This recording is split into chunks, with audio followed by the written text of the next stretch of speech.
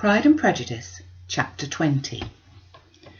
Mr. Collins was not left long to the silent contemplation of his successful love, for Mrs. Bennet, having dawdled about in the vestibule to watch for the end of the conference, no sooner saw Elizabeth open the door and with quick step pass her towards the staircase, than she entered the breakfast-room and congratulated both him and herself in warm terms on the happy prospect of their nearer connection. Mr. Collins received and returned these felicitations with equal pleasure, and then proceeded to relate the particulars of their interview, with the result of which he trusted he had every reason to be satisfied, since the refusal which his cousin had steadfastly given him would naturally flow from her bashful modesty and the genuine delicacy of her character. This information, however, startled Mrs. Bennet. She would have been glad to be equally satisfied that her daughter had meant to encourage him by protesting against his proposals, but she dared not believe it, and could not help saying so. "But depend on it, Mr. Collins," she added, "that Lizzie shall be brought to reason. I will speak to her about it myself directly. She's a very headstrong, foolish girl, and does not know her own interest, but I will make her know it." "Pardon me for interrupting you, madam," cried Mr. Collins, "but if she really is headstrong and foolish, I know not whether she would altogether be a very desirable wife to a man in my situation, who naturally looks for happiness in the marital state. If, therefore, she actually persists in rejecting my suit, perhaps it were better not to force her into accepting me, because if liable to such defects of temper, she could not contribute much to my felicity." "Oh, sir, you quite misunderstand me," said Mrs. Bennet, alarmed. "Lizzie is only headstrong in such matters as these. In everything else she is a good-natured girl as ever lived. I will go directly to Mr. Bennet, and we shall very soon settle it, I'm sure." She would not give him time to reply, but hurrying instantly to her husband, called out as she entered the library, "Oh, Mr. Bennet, you are wanted immediately. We are all in an uproar. You must come and make Lizzie marry Mr. Collins, for she vows she will not have him, and if you do not make haste he will change his mind and not have her." Mr. Bennet raised his eyes from his book as she entered, and fixed them on her face with a calm unconcern, which was not in the least altered by her communication. "I have not the pleasure of understanding you," said he, when she had finished her speech. "Of what are you talking?"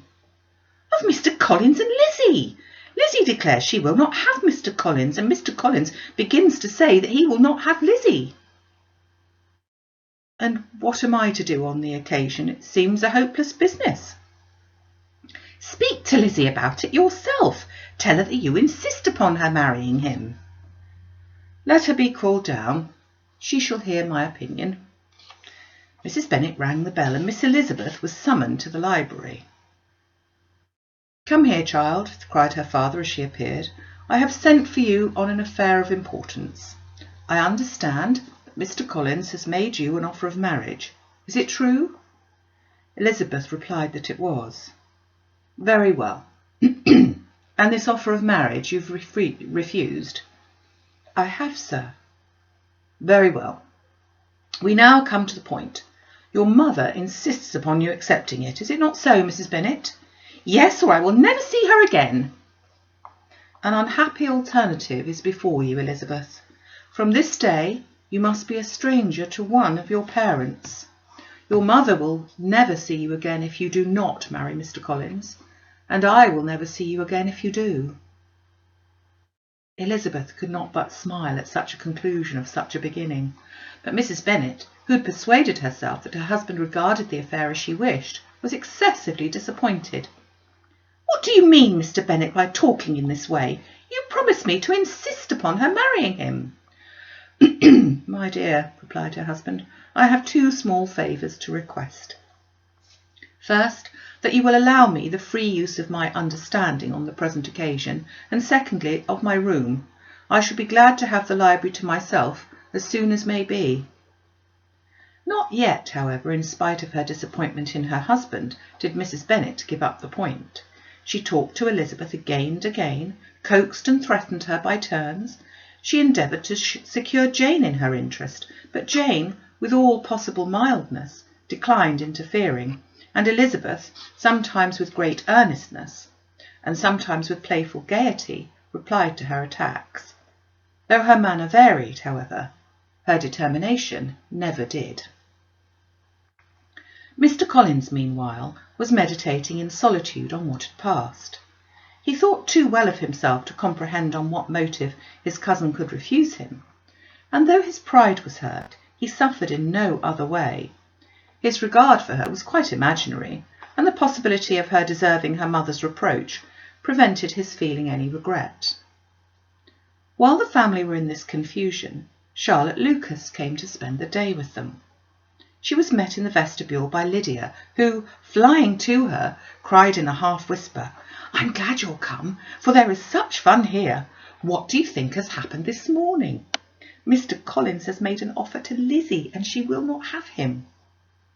Charlotte had hardly time to answer before they were joined by Kitty, who came to tell the same news, and no sooner had they entered the breakfast-room, where Mrs. Bennet was alone, than she likewise began on the subject, calling on Miss Lucas for her compassion, and entreating her to persuade her friend Lizzie to comply with the wishes of all her family.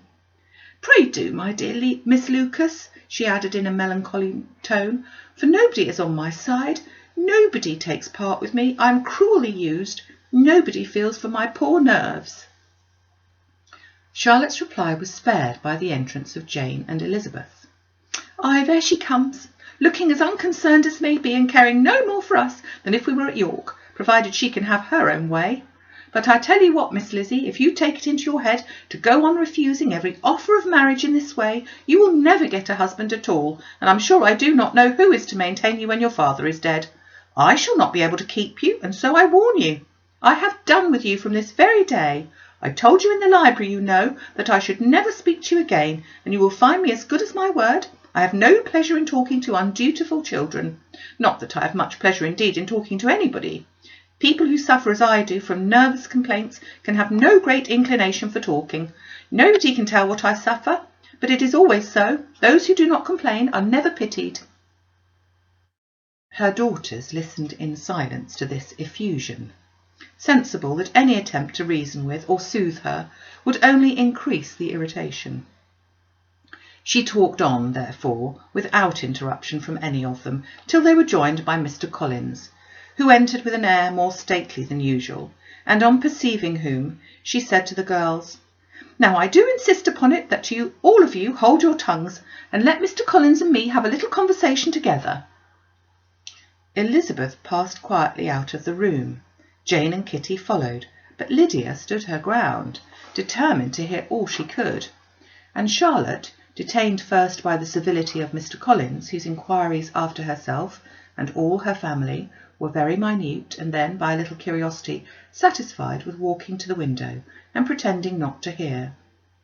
In a doleful voice, Mrs. Bennet thus began the projected conversation. "Oh, Mr. Collins!" "My dear madam," replied he, "let us be for ever silent on this point. Far be it from me," he presently continued in a voice that marked his displeasure, "to resent this behaviour of your daughter. Resignation to inevitable evils is the duty of us all, the particular duty of a young man who has been so fortunate as I have in early preferment, and I trust I am resigned. Perhaps not the less so from feeling a doubt of my positive happiness had my fair cousin honoured me with her hand, for I have often observed that resignation is never so perfect as when the blessing denied begins to lose somewhat of its value in our estimation.